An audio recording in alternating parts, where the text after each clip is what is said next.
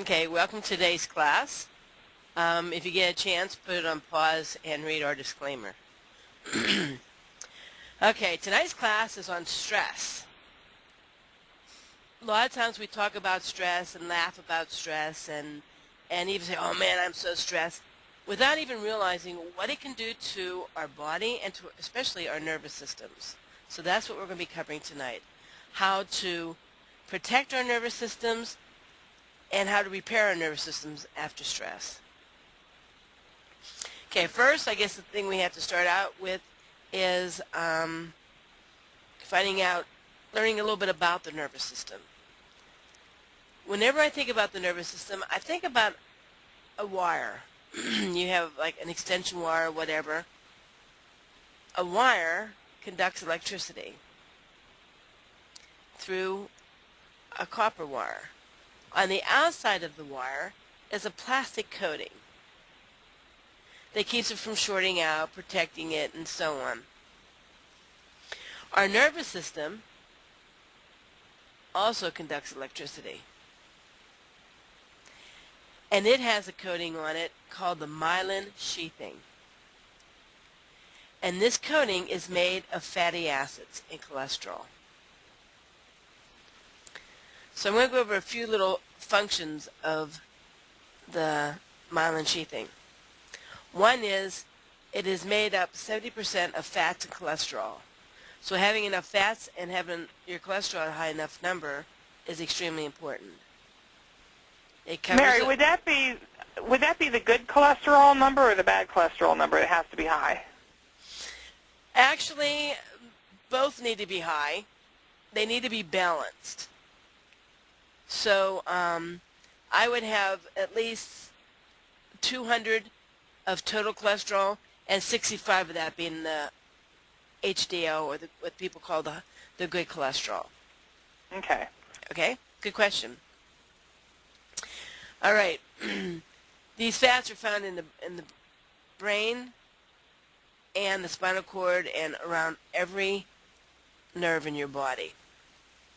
And this is something that's really, really important. Some places say that it stores, but all places say that it determines the potential of the release of something called neurotransmitters. We're going to get into that a lot more in the coming pages.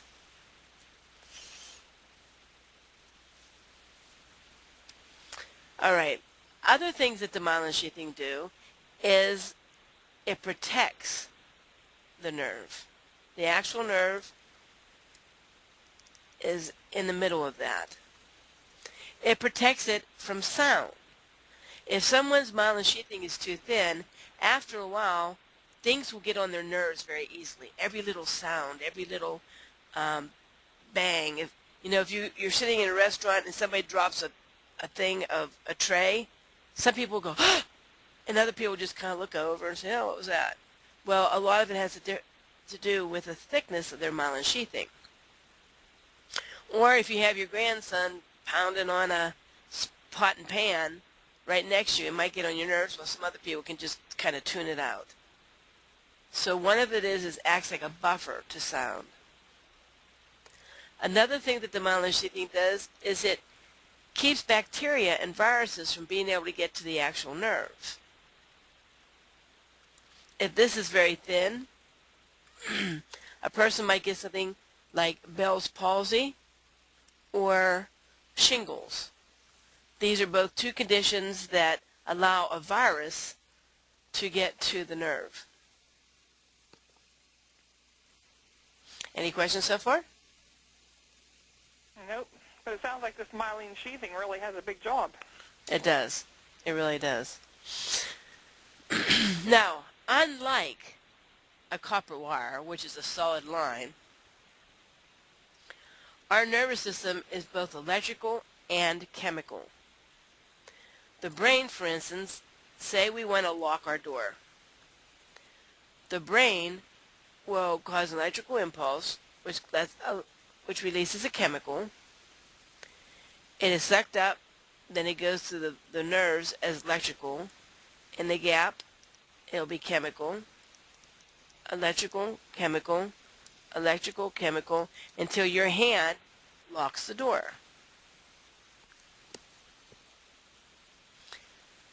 After that happens, the sensation of you locking the door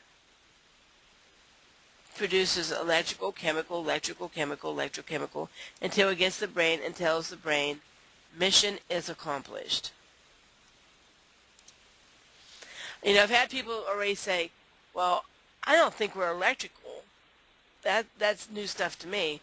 Well, actually, a lot of people, whenever they're having problem with their opening a door or locking a door or something like that, the doctors might test their electric impulses by something called an EEG, electroencephalogram. Or most people know this one. If you get a heart attack or you want to see about your heart, they can test the electricity of your heart by something called electrocardiogram. So this is what we're talking about. The electrical part is through the nerves. Okay? Mm-hmm. Now, every time the neurotransmitters are released, some of it goes back into the original ganglia, and I'll show you a picture of that in a minute. But in between extreme emotions or constant emotions, the body will have an excess of this. So the excess is cleaned out. This is a metaphor. It's a sponge to let you know that it cleans out in between the synapse.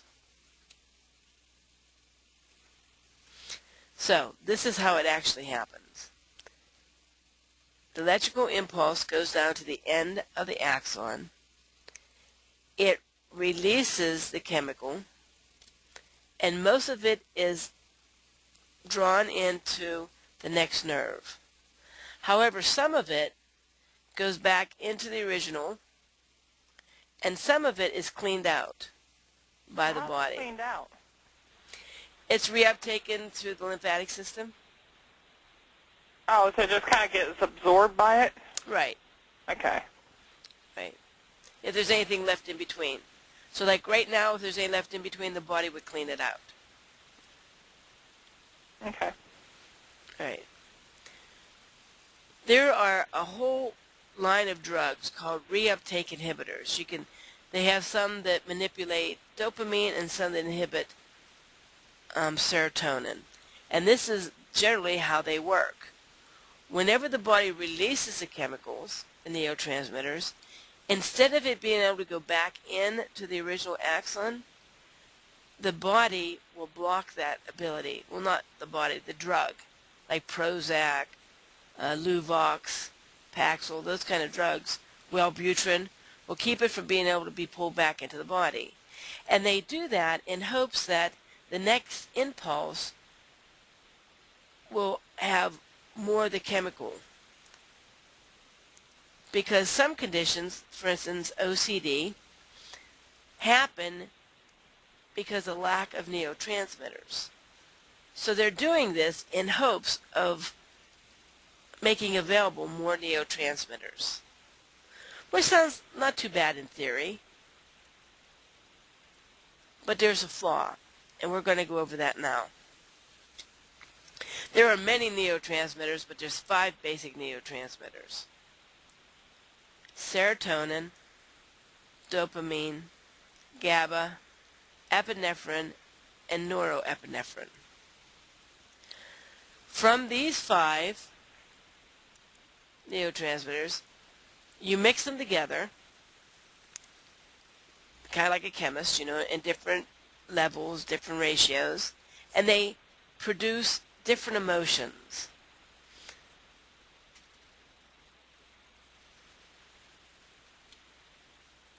I compare them to 5 paints.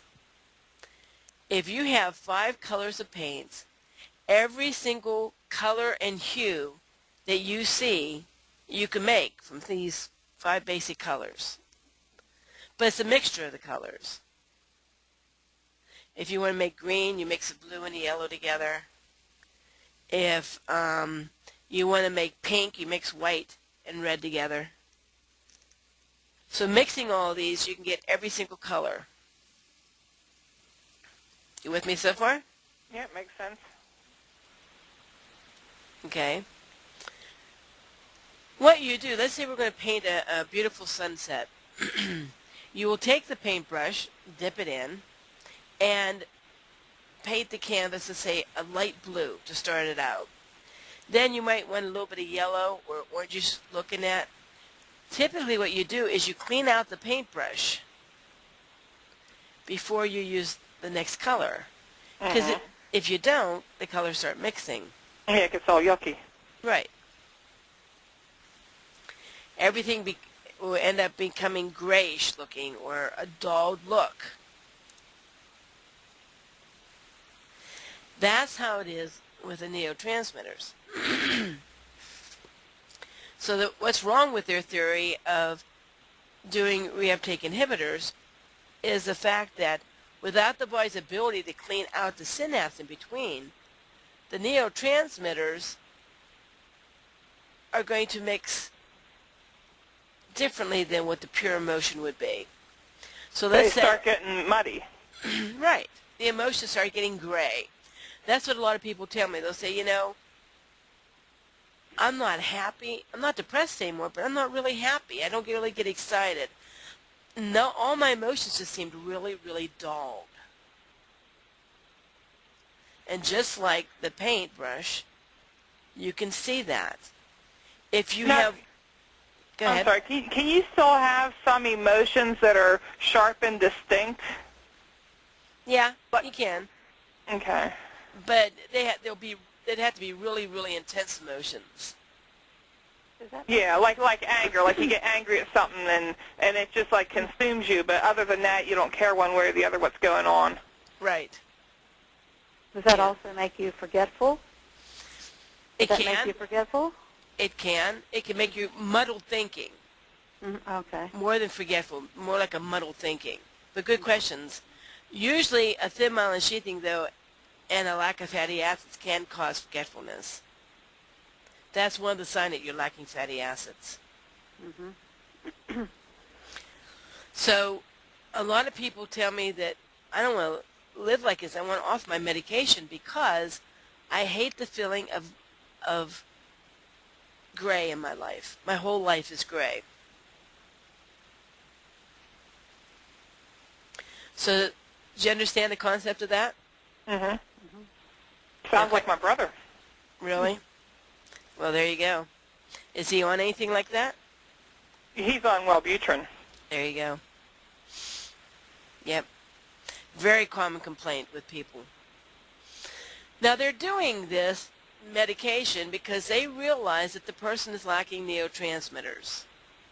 They can't really test it. I mean, they could. Let's say the medical profession doesn't test it, although there is a urine test that you can do. They'll let you know if a lot of neurotransmitter are being spilled into the urine, because that's how the body, when it uptakes it sometimes, the excess, it'll dump it in the urine. So you can see an improvement like that, but most doctors don't test for that, but they go by your symptoms. And if you have symptoms of lacking neurotransmitters, they put you on that kind of medication. Well, as I said, the thicker the myelin sheathing is, the more potential of releasing the neurotransmitter. So, if it's nice and plump, it'll release enough and it'll be able to reuptake enough. It'll be able to work exactly the way that it was intended to. However, if the myelin sheathing is very thin, it cannot release as much. So yes? Can you tell us what weakens the myelin sheathing? What makes it thin? Good question. We're going to get into that, I believe, next. Okay. Okay? Sorry. No, don't be sorry. Okay. We will get into that. I'm glad you're thinking ahead. All right, so the thicker that it is, so my idea, rather than to keep it from being able to work and try to block it reuptaking, is to make it nice and thick and healthy so it can release and reuptake enough. Before we get to that, Carolyn, I'd like to tell you how I got into this or understood the connection. Is that okay? All right. I had a lot of health problems. And, Karen, you can probably remember when we went down to Amy's and did the iridology course. Right. Well, the person who looked in my eye told me I had no autonomic nerve wreath, and that's what this thing is I'm outlining right now. In the eye, that's called the autonomic nerve wreath, and everyone should have that. Well, whenever she looked in my eye, she said, "You don't have one of them." So I asked Ed Bashaw is the one who taught us. I said, "What does that mean?" He said, "Well, that indicates the thickness of the coating on your nerves, the myelin sheathing." I said, "Well, what do I do for it?" And he said, "I don't know. I never work with it. I don't work with it, so I don't know."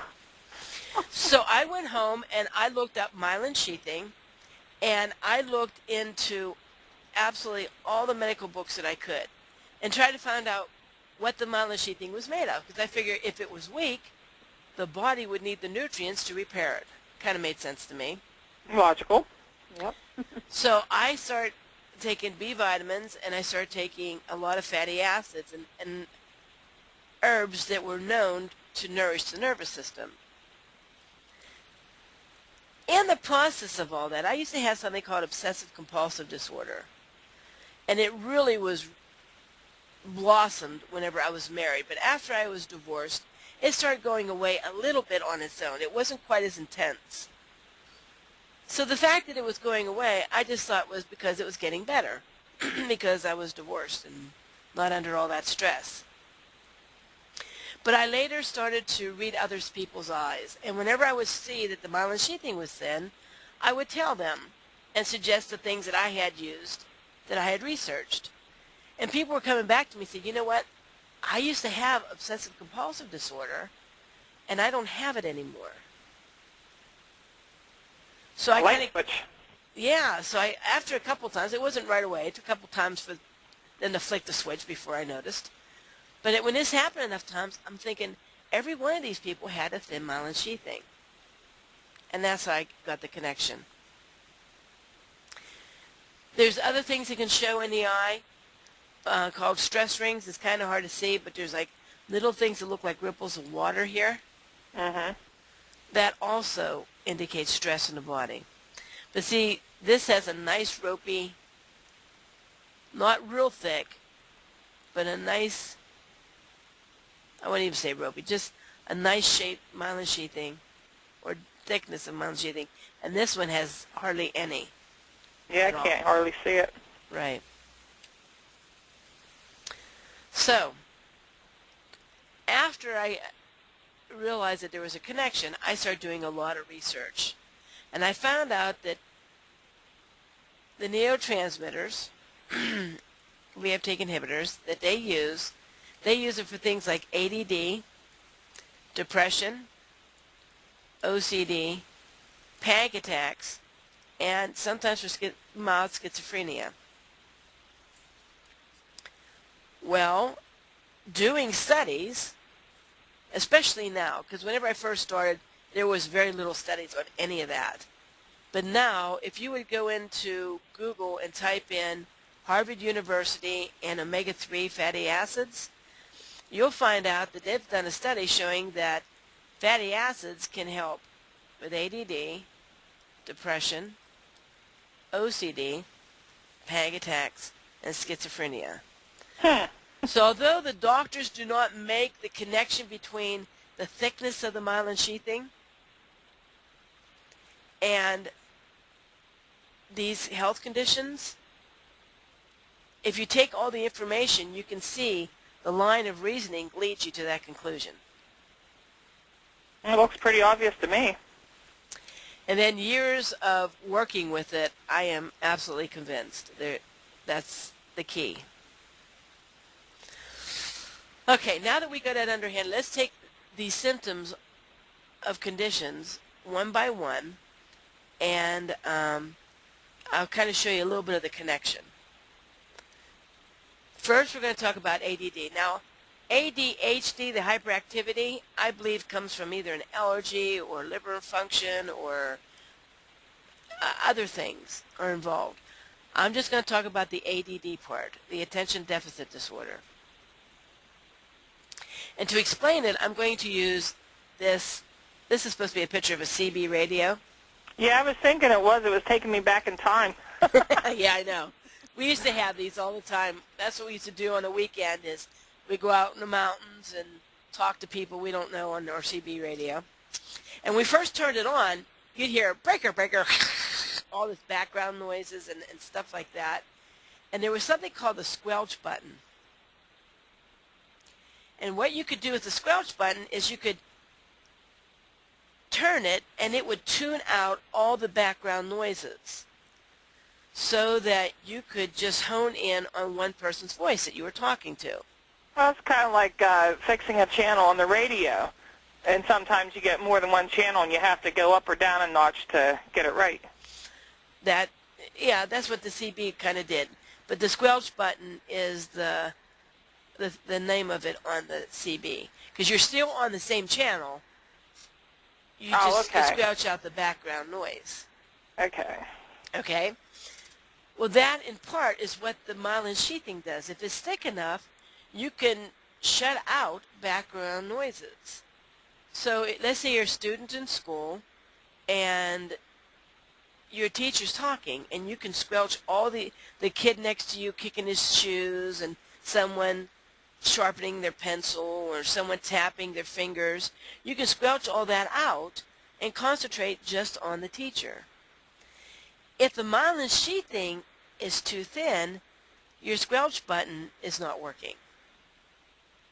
So everything hits you with the same amount of intensity.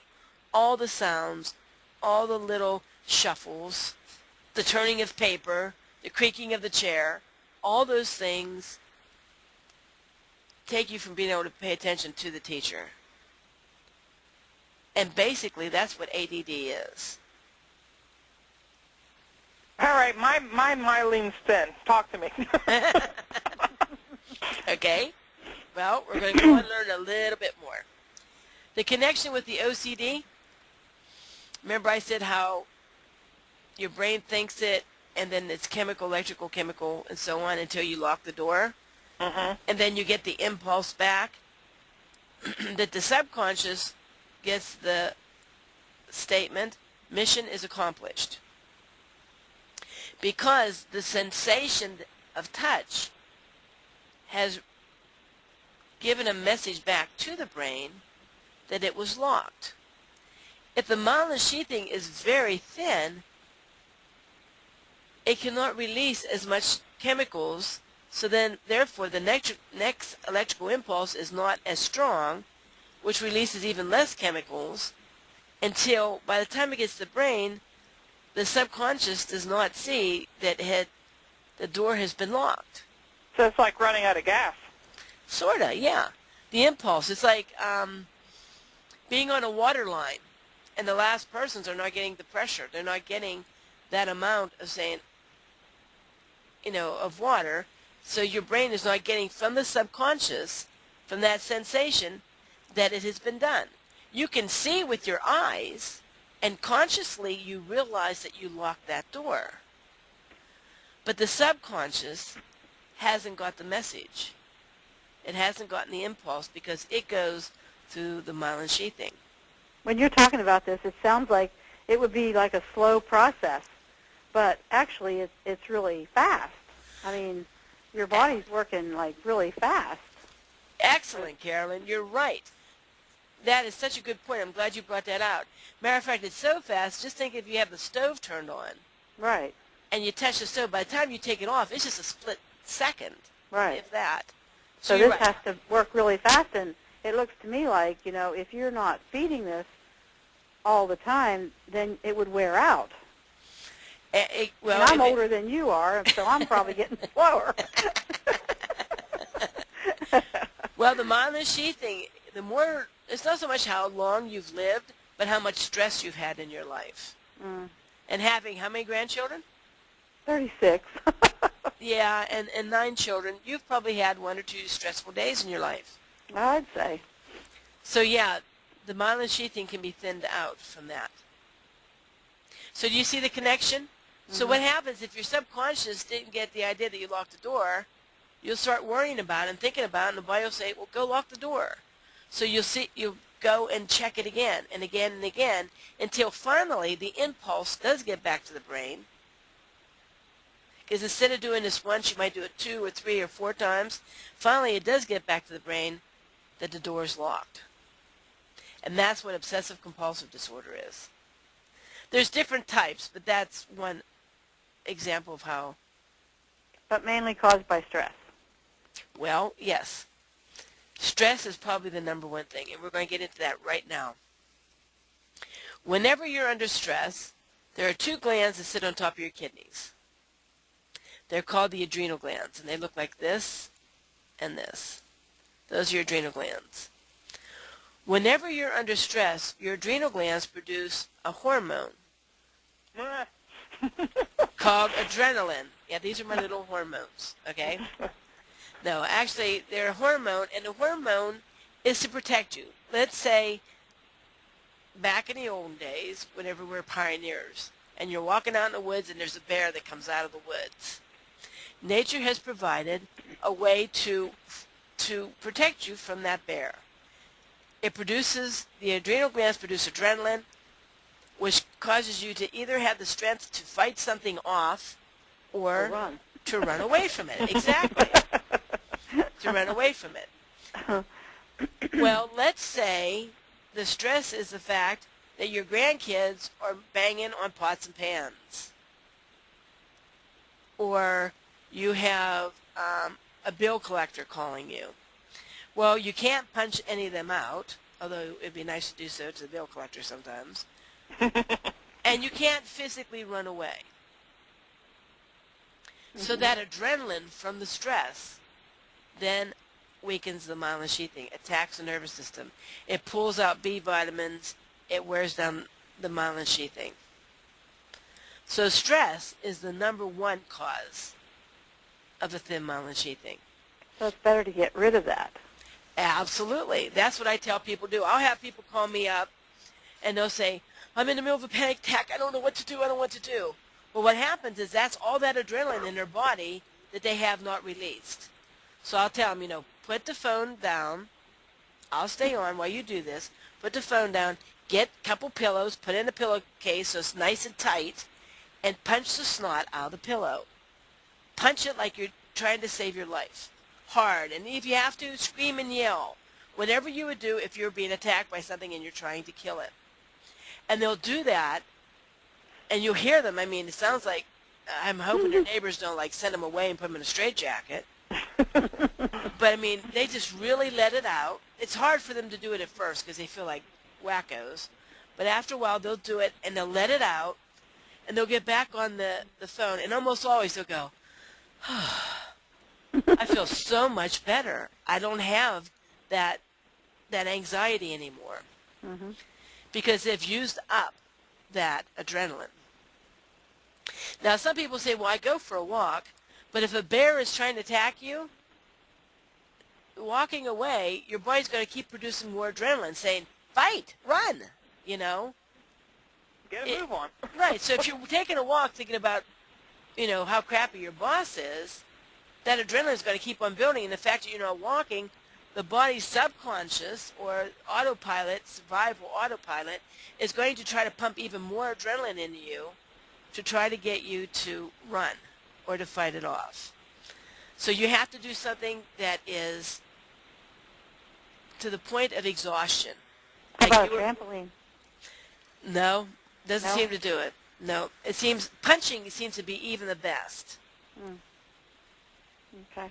Because chances are if a bear was there, you're not just going to bounce up and down on his belly. You know what I mean? Because remember, it's your subconscious that is trying to protect you from whatever's going on. So if you punch something out until you're exhausted, your subconscious figures that whatever you was given the stress is dead, and it will stop producing adrenaline. Wow, so you can lie to others, but you can't lie to yourself. Yeah, your subconscious, yep. There are other things that weaken the myelin sheathing. The next biggie is coffee, tea, and caffeine. Now, when I talk about coffee and tea, it's the regular or the decaf. Because only caffeine does affect it, but it's also the tannic acid in those. And it will start wearing down the myelin sheathing. Unbelievably so. I've had people try to work with their myelin sheathing and still want to drink their coffee too. And it doesn't work. They don't get very far. So much so, I want to give you an example. There's a lady that I worked with for 2.5 years. And she said, you know what? I couldn't leave my house. I had OCD so bad that it destroyed my life. I can live with how it is now. I'm a good 75% better. And I can live taking these herbs the rest of my life. It's not that big of a deal. I said, yeah, but you're missing it. It is a big deal. We need to get it to the point that you are totally symptom-free, because then you know that your nervous system is totally healed or close to it. I said, so let's go over everything you do. I said, I asked her about her herbs, and indeed she took her herbs well. Her cholesterol was at least 200, which I think is what it should be. Her HDL was a nice number. Then I said, do you drink coffee, tea, or caffeine? And she said, no. Well, not really. I said, okay, explain not really to me. She said, I make coffee for my husband, and he likes cream in it.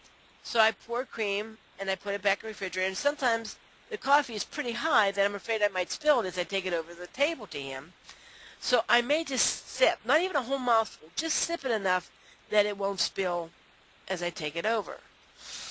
And she said, but I only do that once, twice, at the very most 3 times in a week. I try not to do that. It's really rare. And I said, well, what I suggest you do is to try to make sure that you never do that at all. And she did, and she had more results in the last 6 months than she did in the 2.5 years before. So it's extremely important to make sure that... not even a teaspoon. Not even a teaspoon. Right. Another thing, too, and it's probably for the rest of your life. I had another lady, totally symptom-free for 10 years. And she called me up. She said, you'll never guess what? The beast is back. I said, what? She said, my OCD, it's back. I said, oh, man, what happened? Were you under a lot of stress? She said, no, but I'll tell you what I did. I was symptom-free for the 10 years and doing really well. But when my son went to high school, or graduated high school, I started to go back to work. I started doing some book work for a trucking firm. And when I went there, the other people that were in the office would drink a cup of coffee. So it was only part-time, you know, a couple of days a week, but I would have a cup of coffee with them in the morning because it's been 10 years. I thought, I haven't had symptoms in 10 years. It's no biggie. She said in a matter of a couple of weeks, the OCD came back. So there's a good chance that not only will you have to give up coffee and tea and caffeine, but probably for the rest of your life. It's amazing that that affects it that much. Yeah, and it really does. I have yet, at least the people report to me, not all people report to me, but I haven't had anybody that sooner or later doesn't have to give up the coffee and tea to get completely symptom-free.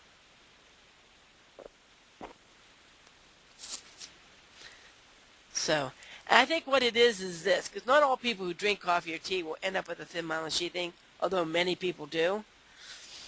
I think it's like, you know, if you injure your knee, it takes a lot of abuse the first time for you, like, to tear the cartilage in your knee. But even after it's been healed, that knee is always going to be weaker than it was before, and it takes less the second time. And I think that's... people are more sensitive to the weather when they've had an injury like that. Well, I think it's weakened. Even though it's healed, it's weakened. And that's why some people can get away with drinking coffee and not having a thin myelin sheathing, and some people cannot. Another thing that is a biggie is a lack of fatty acids and lack of cholesterol. This one lady came to me, and I read her eyes, you know, and I said, what is your cholesterol level? And she, because I saw that her brain was starting to look like it's starting to shrink. And she piped up all proud. She says, oh, the doctor said he wished he had my cholesterol. It's only 130, the total cholesterol. I said, my goodness. Cholesterol that low, you're going to end up possibly with being forgetful, and it'll affect your nervous system, the myelin sheathing. And the woman broke down crying. She said, that's why I'm here. The doctors told me that I have Alzheimer's, and I'm a nervous wreck. I can't stand any noise. I worry about everything. I'm just a nervous wreck. We got her, we worked with her liver, because it's your liver that produces a lot of this cholesterol, and we gave her fatty acids.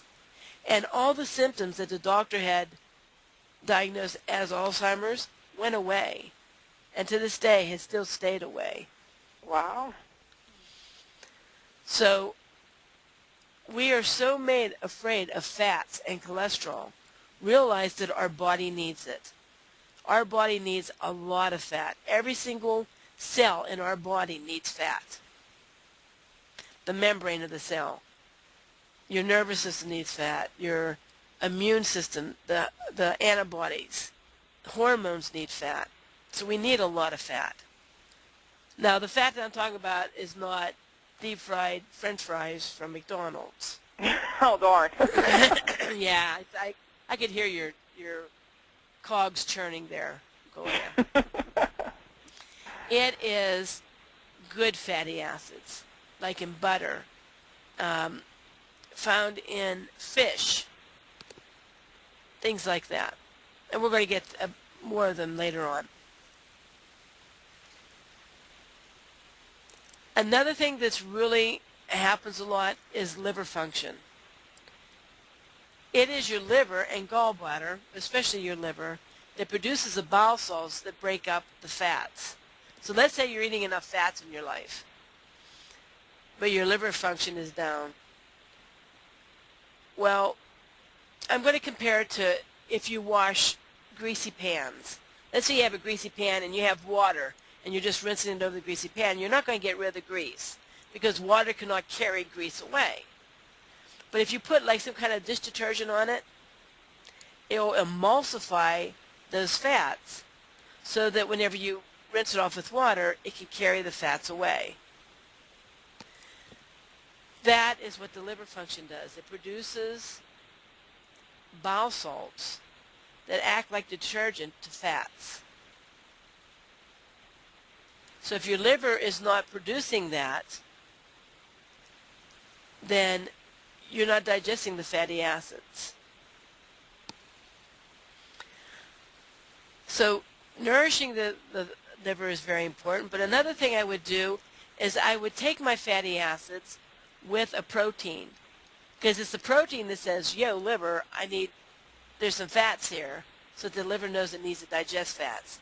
If you take like flaxseed oil or evening primrose oil without a protein, the liver does not realize that it needs to digest it or release the bile salts.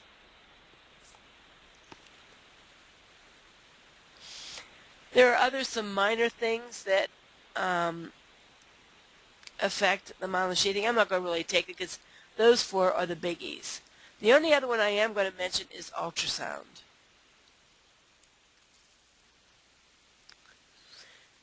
There was a lady that we know, Carolyn, you'll remember Miriam? She was writing a book, I don't know if you knew that or not. No.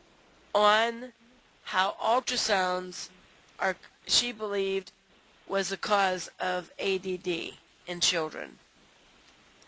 Because the children that she worked with that were Mennonite that didn't get the ultrasounds didn't develop ADD, while the children that she worked with that went through a doctor, was delivered through a doctor, and had the ultrasounds were developing the ADD.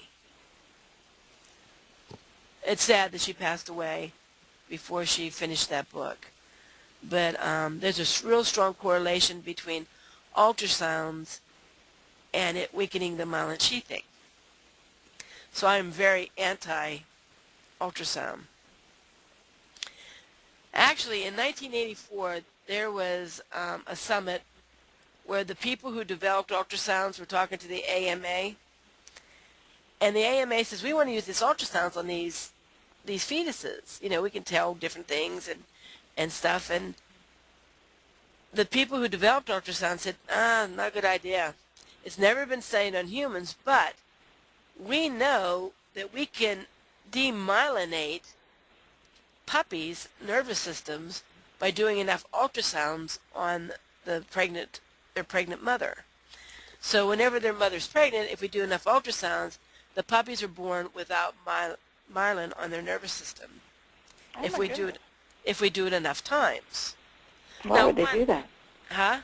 Why would they do that? Well, they do it for a couple of reasons. For one thing, like to try to know how to rebuild the myelin sheathing. Oh, okay. But they also did it, Okay. the 39 studies they did it was to see whether or not ultrasound was safe. So they said, we will say it is not wise to do ultrasounds on fetuses. And the AMA came back and said, yeah, but what if the baby is dead or so morbidly deformed that the mother would want to abort? It wouldn't matter then if it affected her, you know. And they said, and the people who developed the ultrasound said, okay, we can sign off on that. If you believe that the baby is dead or morbidly deformed, then you can use an ultrasound. So that's how it got passed. After a while, since the babies that lived through the ultrasound didn't have two heads and something majorly going on with them, the AMA on their own said, we assume there's no risk, but they never studied it. But if you look at the increase of ultrasounds and the statistics of the increase in ADD, they are almost parallel. And that's what Miriam was writing in her book about. So I'm very anti-ultrasound. All right. Well, they even make a DVD now of the baby. It's like for 20 minutes. I know. That's sad. It and is. I have a granddaughter that had that done before she was born. The mother had it done, actually. And you can see a big difference in her and the other children. I mean, I can see it. So it isn't a good thing. No, it's not. Well, people just say, and doctors will even say this, because they said it to my daughter, it's just sound, Nicole. But you know what?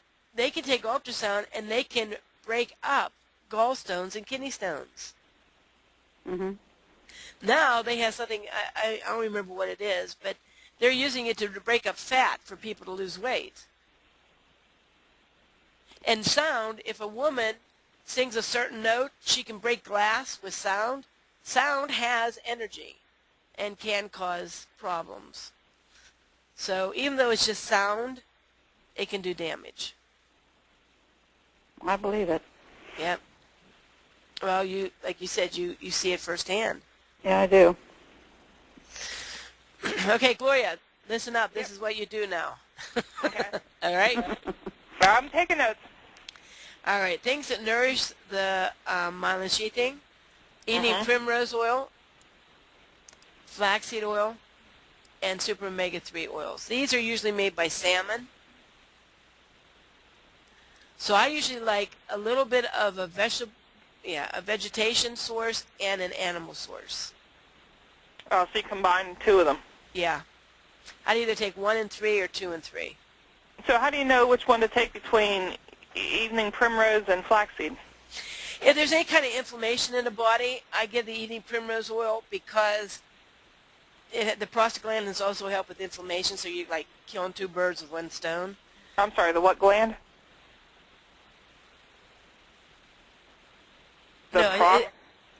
Prostaglandin. Oh, I see what you're talking about. Prostaglandin.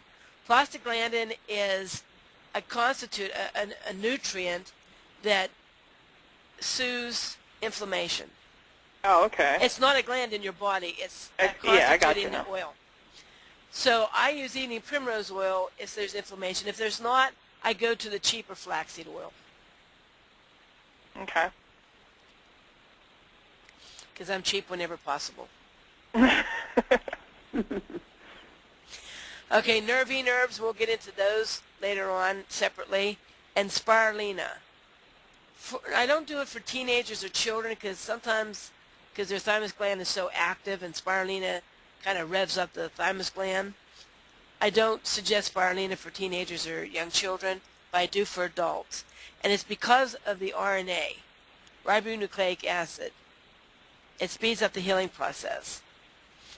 So this is my poor attempt of drawing a picture of DNA. So this is supposed to look like a twisted ladder.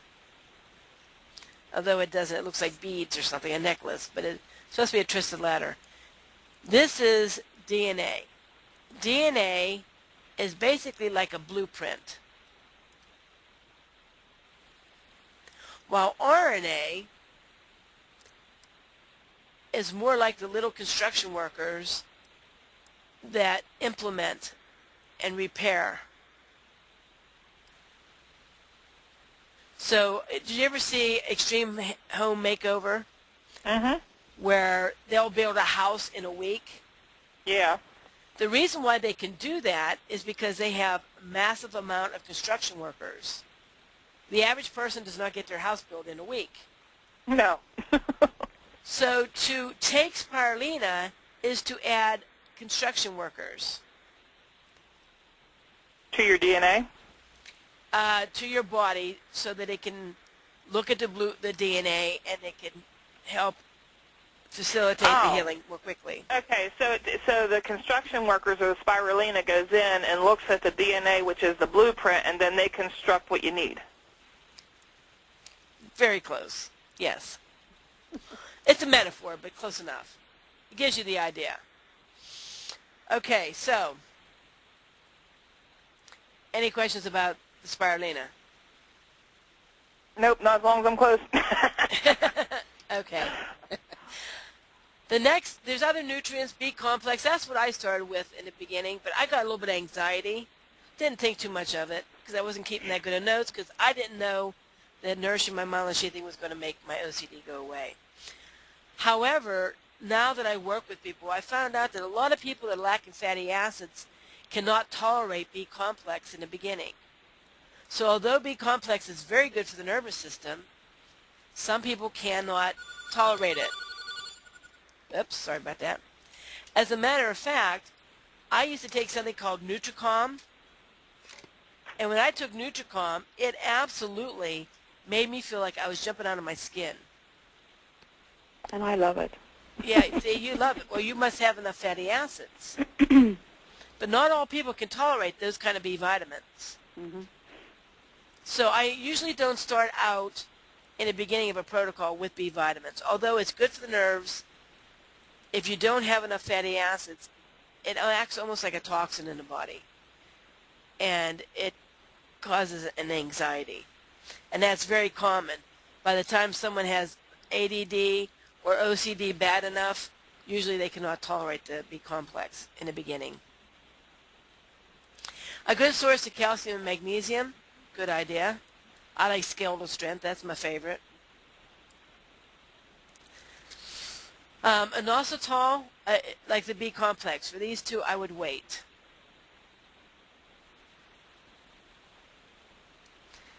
Then there's something called pregnenolone. That's hard to pronounce, pregnenolone. And it encourages the building of myelin sheathing. I usually only do that if someone hits a plateau. So if they're taking it for 9 months and they saw a lot of improvement, but it kind of slowed down, I'll give them a little bit of pregnenolone. And it kind of gets them back on a upgrade again. Does that work for diets too? Actually, pregnenolone is used for people to lose weight. Okay. It sounds like it's going to help you get pregnant.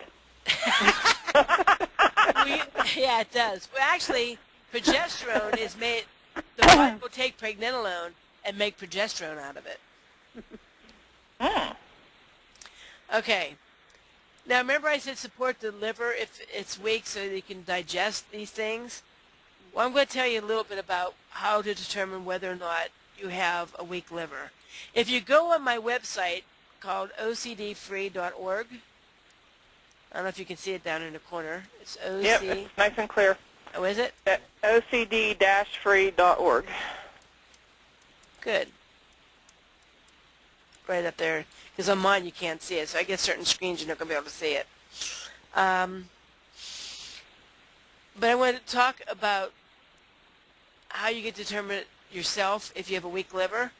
But if you go on this website, there are 2 questionnaires. One is to see how thin your myelin sheathing is, and the other one is to see how efficient your liver function is. So people who are seriously going to work with this, these guys might want to take those 2 questionnaires. Now, I realize that you can't get in depth on the liver, but if you have, like my brother has cirrhosis of the liver, so is there still a way to nourish it, or is it beyond help? It's a lot harder. Once those fibers get hard like that, there's a lot of work. But I have had people that have cirrhosis of the liver, their liver starts softening up, and see a vast improvement. So But there's hope. yeah, there's a lot of work though. And it doesn't always work. It depends how advanced it is. And whether or not they stop doing whatever caused it to be weak. Like, things that can cause cirrhosis of the liver can be alcohol or drugs. It can also be fatty acids taken without a protein. Well, he was an alcoholic, and he did stop drinking a year ago. Okay, well, good for him. Yeah, then I would definitely do castor oil packs, and I would give him start out slowly in the beginning and then build gradually, but I'd give him a lot of liver cleanse and see if you can get that liver's health back. You know, you could take your liver. Well, now what they do whenever someone has a liver transplant, whenever there's an organ that is available, they will split the organ in half and transplant half in one person, half in another person. And even those people are on immune suppressant drugs, that liver can regrow back to full function and size. Oh, wow. So the liver is amazing what you can do with it. And especially since everything goes through the liver, herbs are liver's best friend. You know, doctors will say, oh, the liver's really hard. Whenever you have liver cancer, you have liver this, it's really hard, because they're working with chemicals which weaken the liver. Because everything goes through the liver before it gets into the bloodstream, or most things go through the liver before it gets into the bloodstream. So any chemical will go through the liver and can weaken it, while any herb also goes through the liver and can nourish it. Okay. That makes sense. Okay, so some of the symptoms are, since the liver helps you digest, you may bloat or pass gas if food you've taken is not fully digested, because it ferments in there. So if you have that, you might have a weak liver. You're supposed to sleep the whole night through without waking up, but if you wake up and look at the clock, or wake up and have to go pee, or fluff your pillows or something like that, that means that your liver is weak. So you should sleep the whole night through. Any kind of female problems, heavy periods, misperiods, endometriosis, fibroids, tenderness in the breast, any of that stuff, or for a man, prostate problems, are usually happening because the liver is not healthy enough to filter out mutated estrogen, progesterone, or testosterone. So if you've had any kind of male or female problems, I would suspect the liver is involved. And then the trapezius or trapezoid muscle, I've heard people call it both. I don't know which one people call it officially, but anyhow, that muscle is this muscle that goes down the neck and the top of the shoulders. If that muscle ever gets tight, that indicates that your liver is weak or toxic, because it should be all mushy. When you fill up there, it should be able to be all mushy. If it's not, then your liver's involved.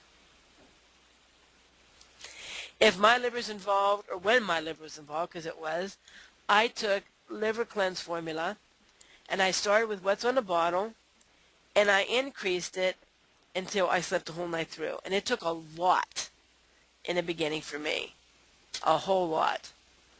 I usually suggest that people increase it 1 capsule a day per week.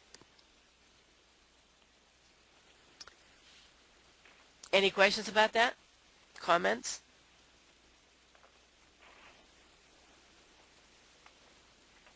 Well, I ran out. My muscle's hard, so I have to get back on it again. Carolyn, my biggest challenge when I take herbs is remembering to reorder.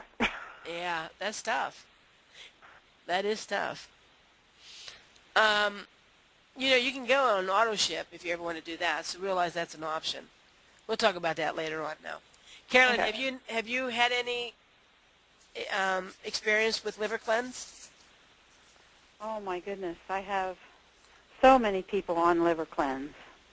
But if they have a real hard time sleeping at night and they have some of these other symptoms, we start out with a little more than what's on the bottle to get them going a little bit faster. And do they get to the point that they sleep the whole night through? They do, definitely. They love it. They keep coming back, so I know they love it. Okay, great. They can't do without their liver cleanse. Yeah, I know. I have a stash of my own. Mm-hmm. So, although now, most of the time, to sleep the whole night through, I don't need to take liver cleanse anymore. But it's good stuff. I went buried with my liver cleanse, just in case. Well, I used to wake up a lot. Now, I still don't sleep the whole night through, but sometimes I wake up and it's like, what happened to my night? Because I'll only wake up once or twice instead of 6 or 7 times. Right. Well, can you imagine if you stayed on it consistently? It'd probably be a little scary. Because I'm so accustomed to waking up that I literally, I have a moment of panic, like, what happened? Well, you will get used to it. You will. But what's really important is whenever you are sleeping the whole night through, your body can heal better. You need that rest. And you feel so much better. Whenever you get to the point that you sleep the whole night through, oh man, what a difference. If you slept the same amount of hours all broken up or the whole night through, it makes a difference. You have less stress. Yeah. And you just feel more energized. Well, I do think better. Yeah. I mean, after I get rid of that moment of panic, because, I've displaced this whole chunk of time. Yeah, but you'll get used to it. Once you start dreaming every night, then when you wake up during the night, it's like, oh, man. So you'll get used to it. You'll get used to it. And in the meantime, it's not just the sleeping the whole night through. It's the fact that indicates that your liver is in trouble. Yeah. Okay, now, besides the fatty acid. The night driving, too. That's another symptom. Right. But that's usually whenever it's really trashed. Yeah. But you're right. The night vision is when the lights come out, you have a harder time adjusting and stuff like that. Mm-hmm. And seeing. I have people tell me, oh, I don't go out at night. Well, why don't you go out at night? They say there's nothing wrong with my night driving, but I don't go out at night. Well, yeah. That's why they don't go out at night. Right. A lot of times people will just adjust to things, and they don't really realize why. Mm-hmm. Like I've already read somebody's eyes, and I'll say, you have poor digestion. They'll burp. And I'll say, no, I don't. No, they do. And I said, well, you just, oh, I never do that. And then someone's next to them, they'll go, yeah, you do it all the time. So a lot of times we're out of tune with our body. We need to kind of pay attention. And that's why I like to tell people the symptoms rather than just throw some herbs at them. Because quite frankly, I think there's two different kinds of herbalists. There's herbalists that try to make you healthy, and there's herbalists that try to sell you herbs. Mm-hmm. And you should understand these symptoms so you can watch for them, and then you can tweak your own diet, your own supplementation. And whenever I'd like to know what's going on with my body. Yeah. Okay, let's get to the nervines. Besides the liver and the fatty acids and possibly spirulina if you're older, I usually suggest a nervine combination. And there's certain ones that work best. Like all of these will work about 80%. So if you're not sure, just take one of them. It'll probably work for you. But there's some that are better than others. For instance, if it's a child, I usually suggest Stress J. Not stress relief, Stress J. And that's usually for children who have not hit puberty yet. Although sometimes you have to watch because it has valerian in it, and some children react just the opposite to valerian. Just like some children take Ritalin and it calms them down, but Ritalin is actually an upper. So sometimes people, even if it's someone under puberty, cannot tolerate Stress J. But if they can, that's really good for kids. Matter of fact, it was developed by Jeannie Burgess for her grandsons. Chinese stress relief really shine whenever you think you see something out of the corner of your eye. So you'll think that you see movement and you turn, there's nothing there. I used to have that, and it's a very unnerving thing. I used to feel like somebody just walked beside me, and I look and there's nobody there. And another time I was driving down the road in a car, and my kids were in the back seat, and I slammed on the brakes. This is before seat belts, and they went flying over and hitting the, top of the seat, because I swore there was a deer or something was going to run out in front of us. So that happens quite often. Another thing I did is a couple of times I'd hear, "Hey, Mom," and my kids were in school. There's nobody around. This is something that people don't talk about much. And my first class I did is someone emailed me later and said, I really believed everything you said, but once you told me that you heard things that weren't there, I kind of lost a little bit of confidence in you. But they don't realize that's more common than you think, and it's not that you're nuts. It's lacking a nutrient. There's this one young boy that came. He was a senior in high school, big brawly guy, tough, with a real attitude. Sit down, fold his arms, like, "Yeah, go ahead, cure me, doc," And his parents were beside themselves, and they said, "Please help our son. There's something about his attitude. There's something going on. We don't know what it is." So I read, and I found out he had a thin myelin sheathing, and I asked him about seeing something out of the corner of your eye or hearing your name called or something like that. And he says, "Well, you think I'm nuts?" And he swore, I said, "No, I don't think you're nuts. That happens when you're lacking a nutrient." He says, "You're trying to tell me you lack a nutrient and you hear things and see things." I said, "Absolutely." His arms went to his side, and he started to bawl. This big guy cried almost like a baby. And he said, "I thought I was going insane. You don't understand. I was seeing these things, I was hearing these things, and I thought I was losing my mind." We got him on the Chinese street. I know. Because you don't talk about that. People say, "Oh, you're hearing things," and that's a sign of being nuts. They don't realize that it's actually a sign of lacking a nutrient. Now, I'm not saying that all people, like some schizophrenics, it's probably, I wouldn't just worry about Chinese stress relief, although mild schizophrenia is benefited by taking Chinese stress relief. So, but I mean, there's limitations to this.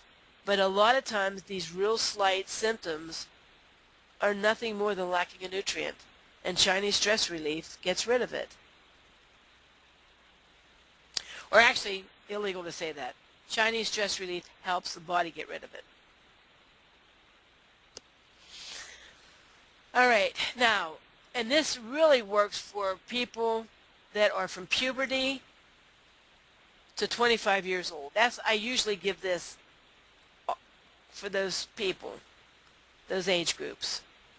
And some adults. If the adults are having the same symptoms, I would do it then too. But it really seems to work for younger kids. And then nerve control seems to help if you double check a lot. If you got your keys, if you locked the door, things like that. Can't think of that whatchamajigget. What you call it? That's me. The poor memory, that's usually fatty acids. I think the nerve control helps me. Oh, yeah, it does. Yep. All these things work together. Like I'll have people say, "All right, I have this, but I only want to take one herb. Which one should I take?" Mm-hmm. And I said, it's like saying, I want to make a chocolate cake. What do I use? Do I use flour?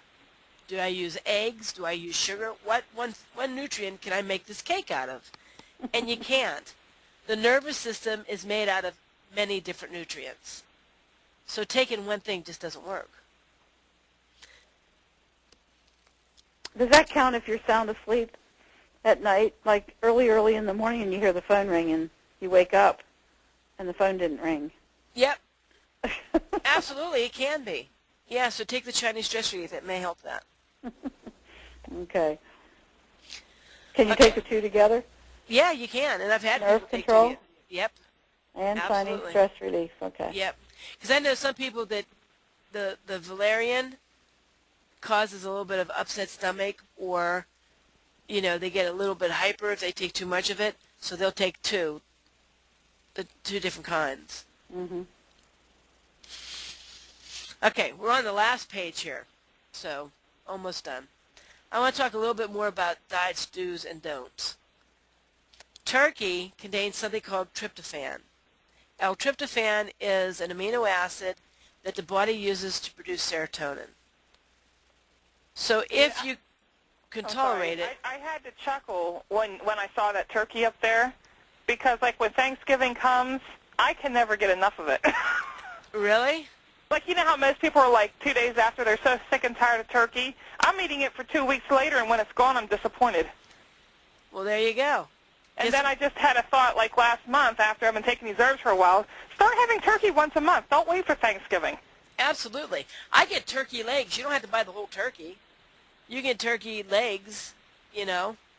Well, I've been, I bought the whole turkey, and then I save the carcass and put it in the freezer, and when I have time, I make soup out of it. There you go. Or cook a whole turkey and then slice it up and put it in the freezer and then heat it up. But yeah, turkey has L-tryptophan.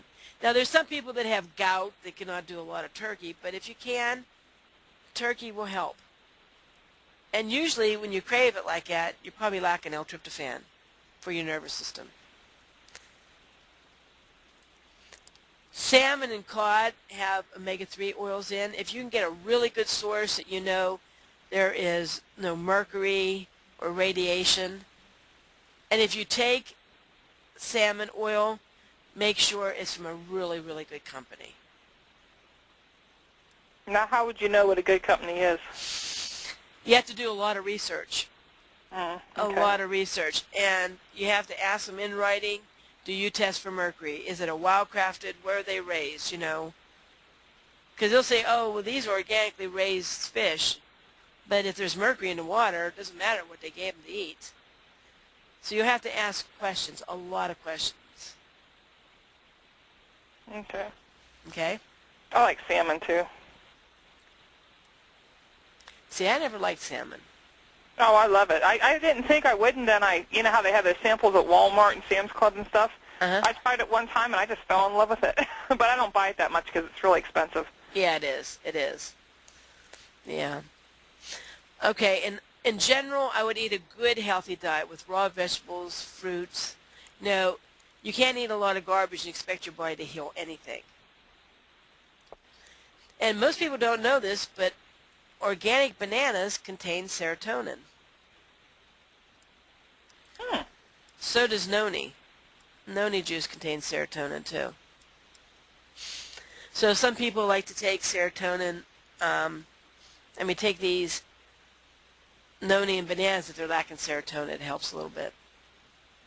And although there is a book saying you should not eat bananas if you're on Zoloft, I've asked people that have asked their doctors and pharmacists, and they said, oh, don't worry about it. You can have a banana once in a while with Zoloft. However, there are certain herbs you have to stay away from, like SAM-E, 5-HTP. Both of those increase your body's ability to produce serotonin, and they can react with SSRIs, serotonin reuptake inhibitors. And kava kava and St. John's wort can also affect it. So if you notice, I don't have any of those kind of herbs in this protocol because a lot of times people are on both. And I suggest people don't quit your medication and just start taking the herbs because the herbs take painfully long to heal. Whenever you start taking this, let's say you get to the point that you're sleeping the whole night through and you're dreaming every night. It will take an additional 3 months after that time before you start seeing a difference in symptoms. You know, I had a friend who was mowing the grass, and I don't know how he did it, but he cut off his toe with a lawnmower, and they sewed the toe back on. The bone healed, the skin healed, but it stayed numb for a long, long time because it takes so long for the nervous system to heal. It's the slowest healing part of the body.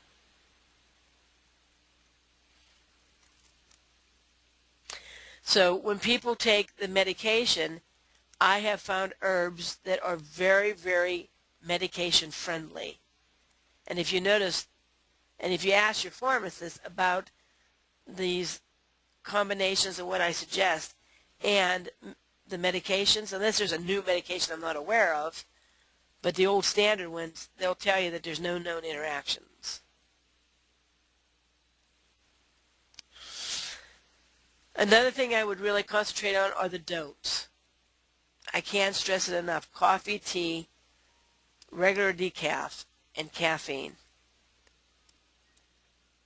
It just, you can't, I believe you can't overcome it doing those things. If you can, it's the exception to the rule and not the rule. Now, you are going to say that chocolate is not included in that caffeine group, right? You're really hoping, aren't you? Well, you know what? Usually after someone has started to see significant differences, like at 3 months you won't notice anything. By 6 months after you are sleeping the whole night through and dreaming every night, you should start noticing a difference in the symptoms. And at that time, a hot chocolate once a week or one piece of chocolate a week usually does not frustrate it. And I personally drink hot chocolate sometimes, and my nervous system never got back to the point that I have OCD. So a little bit of chocolate, but not in the beginning, not for the first 6 months.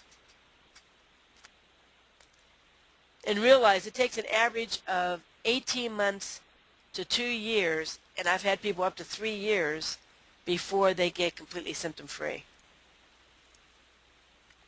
Very long process. Now you're talking OCD. Right. Yeah, okay. Or ADD, or anxiety, or bipolar. If someone's bipolar, you usually have to work their thyroid too, but I've had people that are bipolar be able to get off their medication later on and become symptom-free by doing the same protocol and working with their thyroid. So what I suggest with the medication is stay on it until you're completely symptom-free, because most medication just takes the edge off. Then when you're symptom-free, have the doctor slowly wean you down. So like maybe cut it down a fourth, and then stay on the herbs for a while, and then cut it down to half, and then 3/4, and then cut it out, and then stay on the herbs for a while, and then you should be able to wean off the herbs and teach your body to hold on to the nutrients again. And that's usually how people do it. And I suggest don't eat a lot of junk food, because junk food just makes it hard on the body. And if the body is trying to protect you from the junk food, then it's not spending its energy in trying to help you heal.